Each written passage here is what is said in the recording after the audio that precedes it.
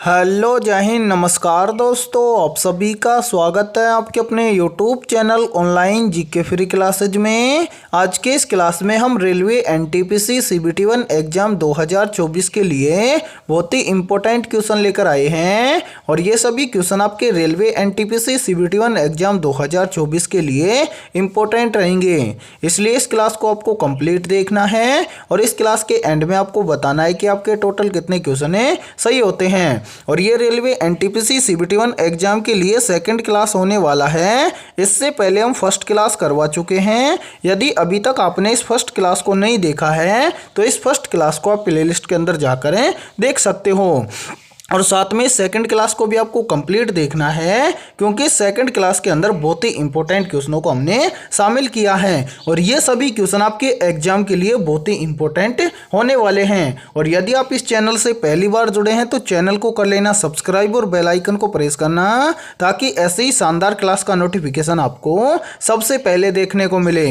तो चलिए शुरू करते हैं आज के सेकेंड क्लास को बिना देरी के।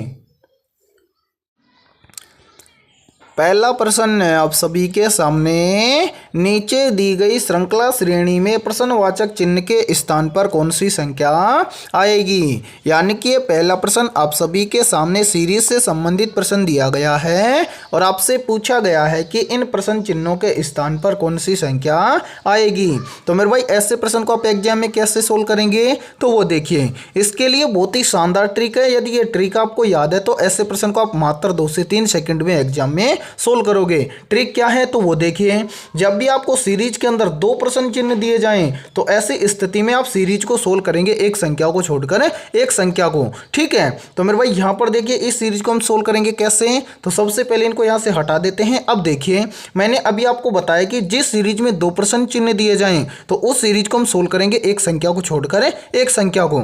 जैसे यहां पर देखिए मेरे भाई, पहले आपको दिया गया है एक से एक संख्या छोड़कर आगे चलेंगे तो कितना है 3। तो 1 से 3 कैसे होगा, जब हम क्या करेंगे एक के अंदर +2 कर देंगे तो 1 और 2 कितना हो जाएगा 3। फिर इसी प्रकार से देखिए 3 से चलेंगे एक संख्या छोड़कर आगे तो कितना है 5। तो 3 से 5 कैसे होगा, जब हम क्या करेंगे 3 के अंदर +2 कर देंगे तो 3 और 2 हो जाएगा 5। फिर देखिए 5 से एक संख्या छोड़कर आगे चलेंगे तो कितना है 7। तो 5 से 7 कैसे होगा, जब हम क्या करेंगे 5 के अंदर +2 कर देंगे तो 5 और 2 हो जाएगा 7। फिर देखिए इसी प्रकार से 7 से एक संख्या छोड़कर आगे चलेंगे तो आगे क्या है 9 है। तो 7 से 9 कैसे होगा, तो जब हम क्या करेंगे 7 के अंदर +2 कर देंगे तो 7 और 2 कितना हो जाएगा 9। फिर इसी प्रकार से 9 से एक संख्या छोड़कर आगे चलेंगे तो आगे कितना है 11। तो 9 से 11 कैसे होगा, जब हम क्या करेंगे 9 के अंदर भी +2 कर देंगे तो 9 और 2 कितना हो जाएगा 11। फिर सेम इसी प्रकार से अब 11 से एक संख्या छोड़कर आगे चलेंगे तो आगे क्या है प्रश्न चिन्ह है। अब प्रश्न चिन्ह की वैल्यू कैसे निकालेंगे तो वो देखिए, यहाँ पर देखिए मेरे भाई, यहाँ पर सभी के अंदर +2 हो रहा है। तो हाँ सर बिल्कुल +2 हो रहा है। तो अब हम आगे क्या करेंगे, यहाँ पर भी हम कर देंगे +2 और 11 और 2 कितना हो जाएगा, तो 11 और 2 हो जाएगा 13। तो इस पहले प्रश्न चिन्ह के स्थान पर भरा जाएगा 13। अब इसी प्रकार से क्या करेंगे, जो सीरीज छूट गई उस सीरीज को सोल्व करेंगे। तो यहाँ पर हम कलर चेंज कर लेते हैं ताकि आपको समझने में कोई भी दिक्कत ना हो। अब इसी प्रकार से देखिए जो सीरीज छूट गई उसको सोल्व करेंगे। तो पहले बच गया 3 से क्या हो रहा है 5। तो 3 से 5 कैसे होगा, तो यहां पर देखिए यदि हम 3 के अंदर क्या कर दें +2 कर दें तो 3 और 2 हो जाएगा 5। फिर इसी प्रकार से देखिए 5 से कितना हो रहा है 7। तो 5 से 7 कैसे होगा, तो 5 के अंदर हम यहाँ पर क्या कर देंगे +2 कर देंगे तो 5 और 2 हो जाएगा 7। फिर इसी प्रकार से देखिए 7 से आगे चलेंगे तो 7 से आगे कितना हो रहा है 9। तो 7 से 9 कैसे होगा, जब हम क्या करेंगे 7 के अंदर +2 कर देंगे तो 7 और 2 हो जाएगा 9। फिर इसी प्रकार से आगे चलिए 9 से क्या हो रहा है 11। तो 9 से 11 कैसे होगा, तो जब हम क्या करेंगे 9 के अंदर भी +2 कर देंगे तो 9 और 2 हो जाएगा 11। फिर इसी प्रकार से आगे चलिए 11 से कितना हो रहा है 13। तो 11 से 13 कैसे होगा, जब हम 11 के अंदर क्या कर देंगे +2 कर देंगे तो 11 और 2 हो जाएगा 13। सेम इसी प्रकार से अब हम आगे चलेंगे तो 13 से आगे क्या आएगा ये हमसे पूछा गया है। तो यहाँ पर देखिए सभी के अंदर यहाँ पर भी +2 हुआ है तो आगे भी क्या होगा, तो यहाँ पर भी 13 से अगली संख्या निकालेंगे तो यहाँ पर भी हो जाएगा +2। 13 और 2 कितना हो जाएगा 15 और यहाँ पर देखिए दूसरे प्रश्न चिन्ह के स्थान पर भरा जाएगा 15। अब हमें देखना है कि 13 और 15 हमें किसी ऑप्शन में दिया गया है। तो हाँ सर, 13 और 15 हमें दिया गया है ऑप्शन ए के अंदर। तो पहले प्रश्न के अंदर ऑप्शन ए हो जाएगा सभी का करेक्ट आंसर। तो उम्मीद करता हूं कि ये पहला प्रश्न आपको बहुत अच्छे से समझ में आ गया होगा, और जब भी आपको ऐसा प्रश्न एग्जाम में दिया जाएगा तो आप फटाफट से सोल्व कर लोगे। ठीक है, तो चलिए फिर अगला प्रश्न देखते हैं। दूसरा प्रश्न है आप सभी के सामने, नीचे दिए गए विकल्पों में से संबंधित संख्या को चुनिए। यानी कि दूसरा प्रश्न आप सभी के सामने नंबर एनालॉजी से संबंधित प्रश्न दिया गया है, और आपसे पूछा गया है कि 65 का संबंध है 900 के साथ में, तो 53 का संबंध किस संख्या के साथ में होगा।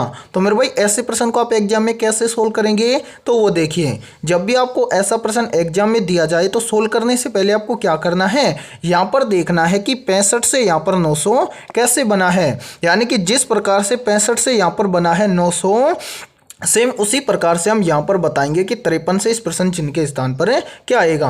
तो मेरे भाई ऐसे प्रश्न को सोल्व करेंगे तो वो देखिए, सबसे पहले हम क्या करते हैं, इनको यहाँ से हटा देते हैं ताकि आपको समझने में कोई भी दिक्कत ना हो। अब यहाँ पर देखिए मेरे भाई, 65 से यहाँ पर 900 कैसे बनेगा, तो यहाँ पर लॉजिक लगाया गया है क्या। सबसे पहले यहाँ पर देखिए 65 किन किन संख्याओं से मिलकर बना है, तो 65 मिलकर बना है 6 और 5 से। यहाँ पर क्या किया गया है, इन दोनों संख्याओं को आपस में गुणा किया गया है, तो 6 पंजे कितना हो जाएगा, 30 हो जाएगा। और यहाँ पर 30 का स्क्वायर करके लिखा गया है 900, और 900 यहाँ पर ध्यान से देखिए आप सभी के सामने दिया गया है। अब आपसे पूछा गया है कि 53 का संबंध किस संख्या के साथ में होगा। तो अब क्या करेंगे, सेम यही लॉजिक हम लगाएंगे किसके अंदर, 53 के अंदर, और इस प्रश्न चिन्ह की वैल्यू निकालेंगे। तो क्या करेंगे, सबसे पहले यहाँ पर देखिए 53 किन किन संख्याओं से मिलकर बना है, तो 53 मिलकर बना है 5 और 3 से। तो सेम इसी प्रकार से हम क्या करेंगे, इन दोनों संख्याओं को आपस में गुणा कर देंगे, तो 5 कितना हो जाएगा, 15 हो जाएगा। और इस 15 का भी हम क्या कर देंगे, स्क्वायर कर देंगे। 15 का स्क्वायर कितना होता है, तो 15 का स्क्वायर होता है 225, यानी कि इस प्रश्न चिन्ह के स्थान पर भरा जाएगा 225। अब हमें देखना है कि 225 किसी ऑप्शन में दिया गया है, तो हाँ सर 225 हमें दिया गया है ऑप्शन डी के अंदर। तो दूसरे प्रश्न के अंदर ऑप्शन डी हो जाएगा सभी का करेक्ट आंसर। तो उम्मीद करता हूं कि ये दूसरा प्रश्न भी आपको अच्छे से क्लियर हो गया होगा। तो चलिए फिर अगला प्रश्न देखते हैं। तीसरा प्रश्न है आप सभी के सामने, उस वैनारेख का चयन करें जो दिए गए वर्गों के बीच संबंध को दर्शाता है। यानी कि ये तीसरा प्रश्न आप सभी के सामने वेन डायग्राम से संबंधित प्रश्न दिया गया है, और आपसे पूछा गया है कि देश, राज्य और शहर का सही वैनारेख कैसा बनेगा। तो मेरे भाई वेन डायग्राम से संबंधित प्रश्न को आप एग्जाम में कैसे सोल्व करेंगे, तो वो देखिए, जब भी आपको वेन डायग्राम से संबंधित प्रश्न एग्जाम में दिया जाए तो सबसे पहले आपको क्या करना है, जिन शब्दों से आपको वेन डायग्राम तैयार करना है तो उन शब्दों के बीच में आपको देखना है रिलेशन। और यदि आप रिलेशन देख लेते हो तो ऐसे प्रश्न में आपको वेन डायग्राम को तैयार करने में कोई भी प्रॉब्लम नहीं आएगी। जैसे यहाँ पर देखिए, यहाँ पर हमें बनाना है देश, राज्य और शहर का वेन डायग्राम। तो क्या करेंगे, सबसे पहले इनके अंदर रिलेशन देखेंगे। तो यहाँ पर देखिए, क्या देश और राज्य के बीच में कोई रिलेशन है, तो हाँ सर देश और राज्य के अंदर रिलेशन है। क्या रिलेशन है, जो राज्य है वो किसके अंदर आता है, देश के अंदर आता है। उसी प्रकार से हम रिलेशन देखेंगे राज्य और शहर के अंदर है। तो क्या राज्य और शहर के अंदर कोई रिलेशन है, तो हाँ सर राज्य और शहर के अंदर भी रिलेशन है। क्या रिलेशन है, जो शहर होता है ये आता है राज्य के अंदर। अब इतना हमें पता चल गया। अब हम क्या करेंगे, वेन डायग्राम बनाएंगे। तो पहला आरेख हम बनाएंगे देश के लिए। तो यहाँ पर देखिए, ये पहला आरेख हो गया हमारा देश के लिए। ठीक है, अब यहाँ पर देखिए, यहाँ पर समझिए आप। अब देखिए, अभी आपने बोला कि जो राज्य होता है ये किसके अंदर आता है, देश के अंदर आता है। तो देश का आरेख हमने बना दिया। अब देश के अंदर कौन आएगा, राज्य आएगा। तो ये दूसरा आरेख हम बना देंगे राज्य के लिए। ठीक है, अब उसी प्रकार से आपने आगे बताया कि शहर आता है किसके अंदर है, राज्य के अंदर है। तो यहाँ पर देखिए, तीसरा आरेख हम बना देंगे किसके लिए, शहर के अंदर है, यानी कि सॉरी राज्य के अंदर हम बना देंगे शहर का आरेख। ठीक है, यानी कि आपका 100% सही वेन डायग्राम बनेगा इस प्रकार से। अब आपको देखना है कि ऐसा वेन डायग्राम आपको किसी ऑप्शन में दिया गया है, तो हाँ सर ऐसा वेन डायग्राम हमें दिया गया है ऑप्शन बी के अंदर। तो तीसरे प्रश्न के अंदर ऑप्शन बी हो जाएगा सभी का करेक्ट आंसर। तो उम्मीद करता हूं कि तीसरा प्रश्न भी आपको अच्छे से क्लियर हो गया होगा। और यहाँ पर देखिए आप सभी बच्चों के लिए बहुत ही इंपॉर्टेंट सूचना है यदि आप पहली बार में रेलवे एनटीपीसी एग्जाम को क्रैक करना चाहते हैं और रीजनिंग के साथ में अपनी जीके और जीएस की तैयारी को भी आप बेहतर बनाना चाहते हैं तो हमने आपके रेलवे एनटीपीसी एग्जाम 2024 के लिए जीके और जीएस के लगभग 1000 प्लस मोस्ट इंपॉर्टेंट क्वेश्चनों का पीडीएफ तैयार किया है। यदि आप 1000 प्लस मोस्ट इंपॉर्टेंट क्वेश्चनों का पीडीएफ लेना चाहते हैं तो आप हमारे इस व्हाट्सएप नंबर पर कॉन्टैक्ट कर सकते हैं और इस पीडीएफ की प्राइस हमने रखी है मात्र और मात्र 21 रुपये। आपको हमारे इस व्हाट्सएप नंबर पर कॉन्टैक्ट करना है और वहां पर आपको 21 रुपये पे करने हैं और वहां पर आपको 1000 प्लस क्वेश्चनों का पीडीएफ मिल जाएगा। और मेरे भाई ये 1000 प्लस मोस्ट इंपॉर्टेंट क्वेश्चन आपके एग्जाम के लिए रामबाण साबित होने वाले हैं। और इसी के साथ में हमारे इस यूट्यूब चैनल पर जितने भी जीके और जीएस की क्लासेज होंगी उन सभी क्लासों का पीडीएफ भी आपको बिल्कुल फ्री के अंदर मिलने वाला है। ठीक है, तो चलिए फिर अगला प्रश्न देखते हैं। चौथा प्रश्न है आप सभी के सामने, किसी कूट भाषा में EMPTY को KCRWR लिखा जाता है तो उसी कूट भाषा में NFOZU को कैसे लिखा जाएगा। तो यहाँ पर देखिए मेरे भाई ये चौथा प्रश्न आप सभी के सामने कोडिंग डिकोडिंग से संबंधित प्रश्न दिया गया है। तो कोडिंग डिकोडिंग से संबंधित प्रश्न को आप एग्जाम में कैसे सोल्व करेंगे तो वो देखिए। सबसे पहले यहाँ पर आपको क्या बोला गया है, यहाँ पर आपको बोला गया है कि किसी कूट भाषा में EMPTY इसको क्या लिखा जाता है, इसको लिखा जाता है KCRWR। ठीक है, फिर आपसे पूछा गया है कि उसी कूट भाषा में NFOZU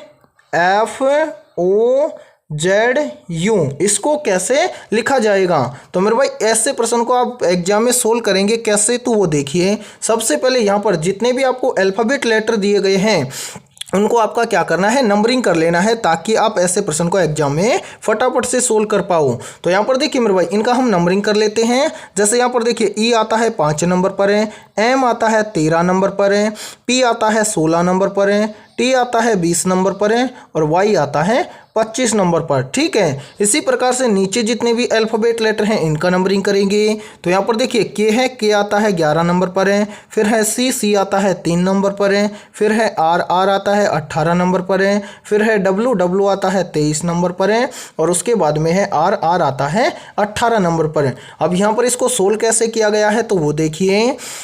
सबसे पहले यहाँ पर देखिए यहाँ पर लिखा गया है M से K, तो यानी कि 13 से 11 कब होगा, जब हम क्या करेंगे 13 में से -2 कर देंगे तो यहाँ पर हो जाएगा 11। फिर यहाँ पर देखिए यहाँ पर E से यहाँ पर लिखा गया है C, तो E से C यानी कि 5 से 3 कैसे होगा, जब हम क्या करेंगे 5 में से -2 कर देंगे तो यहाँ पर हो जाएगा 3। ठीक है, फिर यहाँ पर देखिए मेरे भाई यहाँ पर P को लिखा गया है यानी कि P से लिखा गया है R, तो P से R कैसे लिखा जाएगा।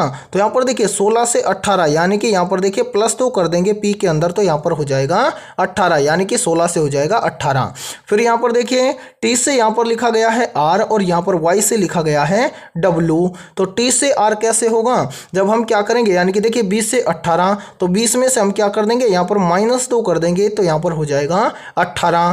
फिर देखिए 25 से लिखा गया है 23 यानी कि Y से W, तो 25 से 18 कैसे होगा, जब हम क्या करेंगे 25 में से यहाँ पर -2 कर देंगे तो यहाँ पर हो जाएगा 23। ठीक है, यहाँ पर सीरीज क्या बनी है तो वो देखिए।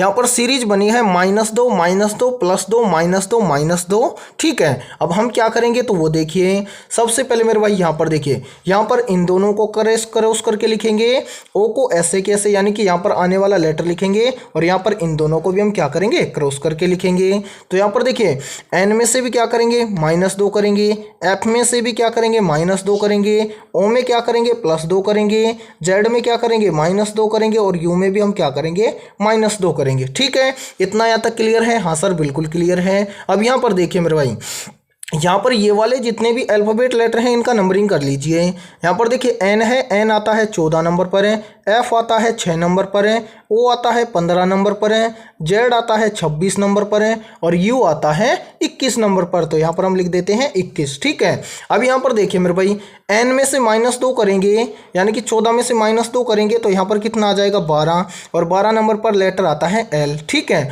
फिर इसी प्रकार से देखिए एफ यानी कि 6 में से -2 करेंगे तो यहाँ पर कितना आ जाएगा, यहाँ पर आ जाएगा 4 और 4 नंबर पर आता है डी।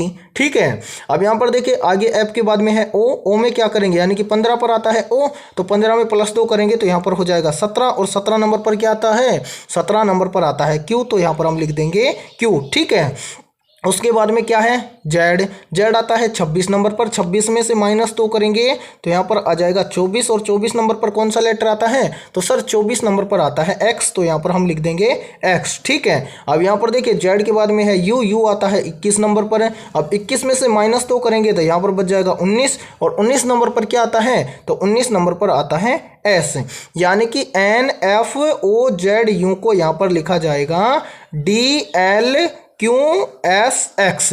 अब हमें देखना है कि D L Q S X हमें ये वाले लेटर किस ऑप्शन के अंदर दिए गए हैं, तो ध्यान से देखिए D L Q S x ये हमें दिया गया है ऑप्शन डी के अंदर, तो चौथे प्रश्न के अंदर ऑप्शन डी हो जाएगा सभी का करेक्ट आंसर। तो उम्मीद करता हूं कि ये चौथा प्रश्न भी आपको अच्छे से क्लियर हो गया होगा। ठीक है, तो चलिए फिर अगला प्रश्न देखते हैं। पांचवा प्रश्न है आप सभी के सामने, यदि 25 + 12 = 27 लिखा जाता है और 18 + 26 = 42 लिखा जाता है तो 19 + 31 बराबर है क्या लिखा जाएगा। तो ऐसे प्रश्न को आप एग्जाम में कैसे सोल्व करेंगे, तो वो देखिए सबसे पहले यहाँ पर आपको क्या बोला गया है, यहाँ पर आपको बोला गया है कि 25 + 12 बराबर कितना लिखा जाता है, तो 25 + 12 बराबर लिखा जाता है 27। तो यहाँ पर देखिए क्या 25 + 12 = 27 होता है, तो नहीं सर 25 + 12 तो होता है 37, लेकिन यहाँ पर लिखा गया है 27। अब कुछ स्टूडेंट बोलेंगे कि सर यहाँ पर 37 से 27 इस तरह से लिखा जा सकता है, यदि हम क्या करें 37 में से -10 कर दें तो यहाँ पर बन जाएगा 27। ठीक है, अब इसी प्रकार से यही सेम लॉजिक यहाँ पर भी लगा होना चाहिए। जैसे यहाँ पर हमें दिया गया है 18 + 26 = 42, तो हम इसको यहाँ पर लिख लेते हैं 18 + 26 = 42। ठीक है, तो क्या 18 + 26 42 होता है, तो नहीं सर 18 + 26 42 नहीं होता है। तो यहाँ पर देखिए 18 + 26 कितना हो जाएगा, तो 18 और 26 होता है 44। अब इसी प्रकार से 44 में से -10 कर देंगे तो यहाँ पर कितना बच जाएगा, तो यहाँ पर बच जाएगा 34 है, लेकिन यहाँ पर कितना है 42 है। तो इस लॉजिक के आधार पर ये वाला प्रश्न सोल्व नहीं होगा। अब ऐसी स्थिति में आप क्या करेंगे, तो जब एक लॉजिक एग्जाम में किसी प्रश्न के अंदर काम ना करे तो क्या करते हैं, दूसरा लॉजिक लगाते हैं। तो अब इस प्रश्न को हम किस लॉजिक के आधार पर सोल्व करेंगे, तो वो देखिए सबसे पहले मेरे भाई यहाँ पर देखिए, यहाँ पर आपको दिया गया है क्या 25 + 12 = 27। ठीक है, तो सबसे पहले यहाँ पर देखिए कि 25 + 12 का हम क्या करें कि यहाँ पर 27 हो जाए। ठीक है, फिर सेम इसी प्रकार से आगे देखिए, आगे यहाँ पर आपको बोला गया है कि 18 + 26 बराबर कितना है 42 है। तो यहाँ पर हम 18 और 26 का हम क्या करें कि यहाँ पर 42 हो जाए। फिर सेम इसी प्रकार से हम यहाँ पर बताएंगे कि 19 + 31 बराबर क्या होगा। ठीक है, अब देखिए मेरे भाई यहाँ पर क्या लॉजिक अप्लाई किया गया है, तो यहाँ पर इस प्रश्न के अंदर लॉजिक लगाया गया है क्या, सबसे पहले यहाँ पर 25 और 12 का क्या किया गया है, तो 25 का इस 12 की पहली संख्या के साथ में क्या किया गया है, गुणा किया गया है। तो यहाँ पर देखिए 25 × 12 की पहली संख्या है 1 और उसके बाद में इसके अंदर जोड़ा गया है इस 2 को। ठीक है, यहाँ तक क्लियर है। तो यहाँ पर देखिए 25 एकम 25, 25 और 2 कितना हो जाएगा 27 और 27 यहाँ पर ध्यान से देखिए आप सभी के सामने दिया गया है। अब देखते हैं कि यही सेम लॉजिक आगे भी लगा है क्या। तो यहाँ पर देखिए यहाँ पर हम आगे क्या करेंगे, तो 18 का गुणा करेंगे 26 की पहली संख्या के साथ में और उसके बाद में क्या करेंगे इस 6 को जोड़ देंगे। तो यहाँ पर देखिए 18 × 2 प्लस में 6। ठीक है, तो यहाँ पर देखिए 18 दुआ हो जाएगा 36, 36 और 6 कितना हो जाएगा 42, और 42 यहाँ पर दिया गया है, यानी कि ये लॉजिक यहाँ पर भी लग रहा है। तो अब हम आसानी से बता सकते हैं कि 19 + 31 बराबर है क्या होगा। तो क्या करेंगे, सबसे पहले तो 19 का गुणा तो करेंगे 3 के साथ में, और इस 1 को उस संख्या के अंदर जोड़ देंगे। तो यहाँ पर देखिए 19 गुणा करेंगे 3, और उसके अंदर हम क्या करेंगे +1 कर देंगे। तो 19 ये कितना हो जाएगा 57, और ये कितना हो जाएगा 58। तो यहाँ पर देखिए, अब देखिए 58 किसी ऑप्शन में है, तो हाँ सर 58 हमें दिया गया है ऑप्शन बी के अंदर। तो यहाँ पर देखिए 19 + 31 बराबर लिखा जाएगा 58। तो उम्मीद करता हूँ कि ये पांचों प्रश्न भी आपको अच्छे से क्लियर हो गया होगा। ठीक है, तो चलिए फिर अगला प्रश्न देखते हैं।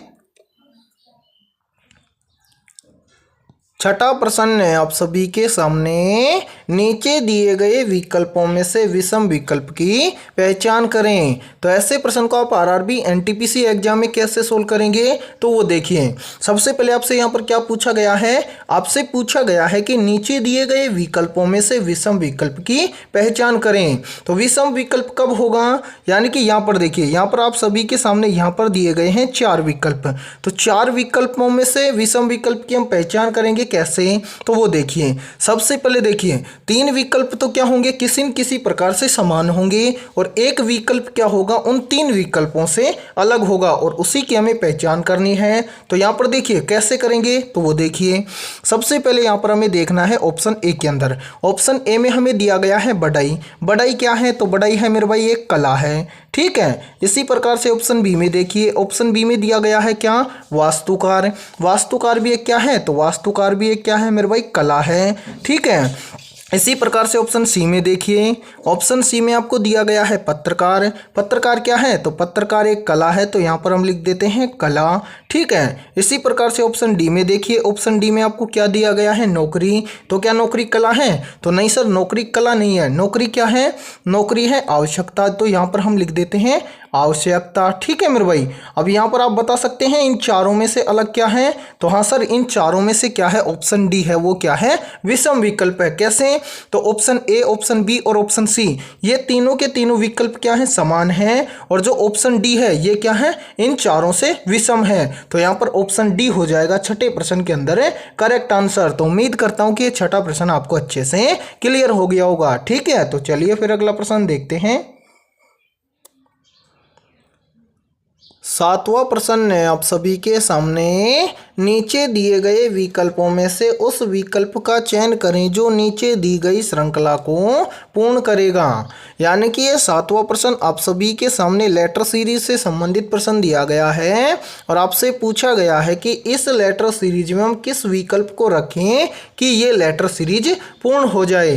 तो मेरे भाई ऐसे प्रश्न को आप एग्जाम में कैसे सोल्व करेंगे, तो वो देखिए। सबसे पहले आप क्या करेंगे, जब भी आप लेटर सीरीज को सोल्व करें तो सबसे पहले आपको क्या करना है, लेटर सीरीज के अंदर टोटल कितने लेटर हैं उनको आपको काउंट कर लेना है। जैसे यहाँ पर हमारे सामने ये वाली लेटर सीरीज है, तो हम इसके अंदर टोटल लेटर काउंट करेंगे, और जितने खाली स्थान दिए जाएं तो उनको भी हमें क्या करना है, काउंट करना है। जैसे यहाँ पर देखिए 1 2 3 4 5 6 7 8 9 10 11 12 टोटल लेटर कितने हैं, 12 हैं। तो यहाँ पर देखिए 12 का हम गुणनखंड करें तो यहाँ पर देखिए 12 को हम इस तरह भी लिख सकते हैं, 3 गुणा में 4 लिख सकते हैं, तो हाँ सर बिल्कुल लिख सकते हैं। उसी प्रकार से देखिए हम 12 को लिख सकते हैं 2 गुणा में 6, ठीक है। उसी प्रकार से हम लिख सकते हैं 4 गुणा में 3, ठीक है, लिख सकते हैं, तो हाँ सर बिल्कुल लिख सकते हैं। तो हम क्या करेंगे, यहाँ पर हम देखिए 3 लेटर के कितने हिस्से करेंगे, 4 करेंगे, ठीक है मेरे भाई। अब यहाँ पर देखिए, यहाँ पर एक बार इनको यहाँ से हटा देते हैं, तो यहाँ पर हम क्या करेंगे 3 लेटर के 4 हिस्से।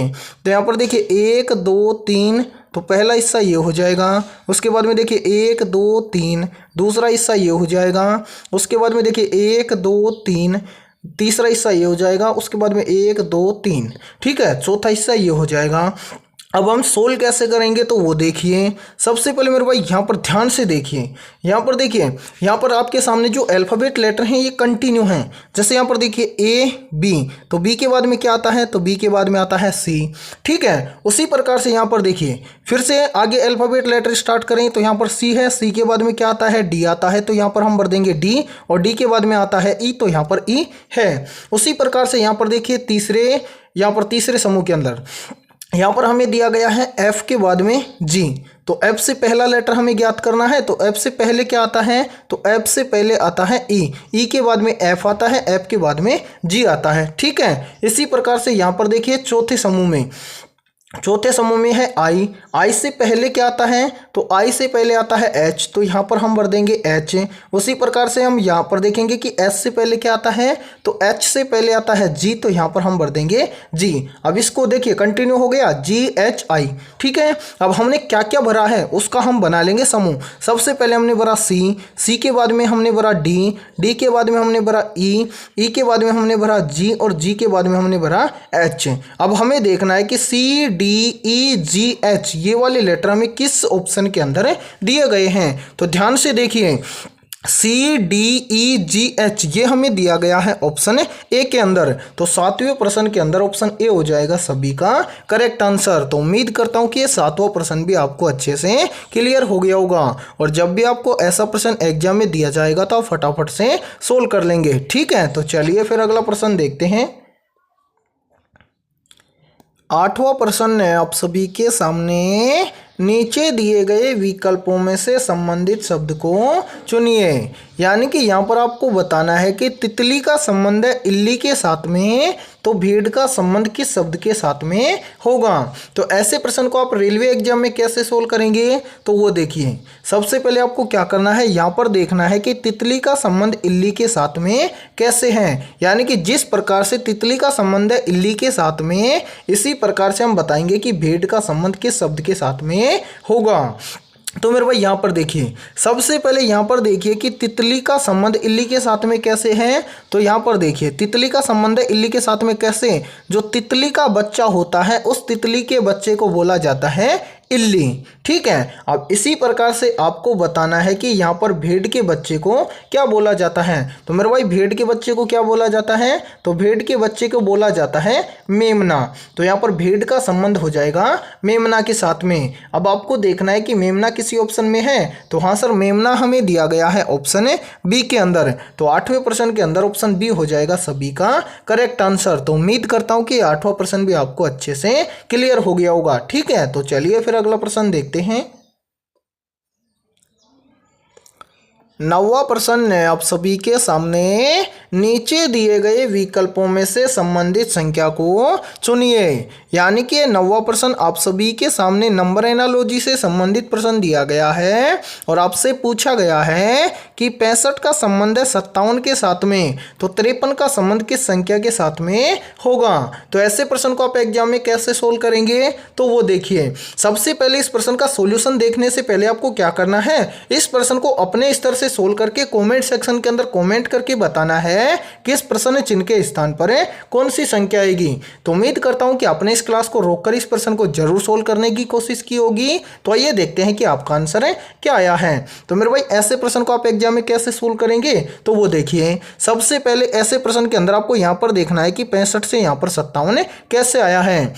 तो यहाँ पर क्या लॉजिक लगाया गया है, तो यहाँ पर 65 से 57 लाने के लिए क्या किया गया है, पहले 65 में से -8 किया गया है। तो 65 में से -8 करेंगे तो यहाँ पर कितना बच जाएगा 57। और ध्यान से देखिए 57 यहाँ पर आप सभी के सामने दिया गया है। अब यही सेम लॉजिक हम लगाएंगे किसके अंदर, 53 के अंदर, और इस प्रश्न चिन्ह की वैल्यू निकालेंगे। तो क्या करेंगे, इसी 65 की तरह इस 53 में से हम क्या कर देंगे, -8 कर देंगे। तो 53 में से -8 करेंगे तो यहाँ पर बच जाएगा कितना, 45 है। अब हमें देखना है कि 45 किसी ऑप्शन में है, तो हाँ सर 45 हमें दिया गया है ऑप्शन बी के अंदर। तो यहाँ पर इस प्रश्न चिन्ह के स्थान पर भरा जाएगा 45। ठीक है, तो उम्मीद करता हूँ कि ये प्रश्न आपको अच्छे से क्लियर हो गया होगा, और जब भी आपको ऐसा प्रश्न एग्जाम में दिया जाएगा तो आप फटाफट से सोल्व कर लोगे।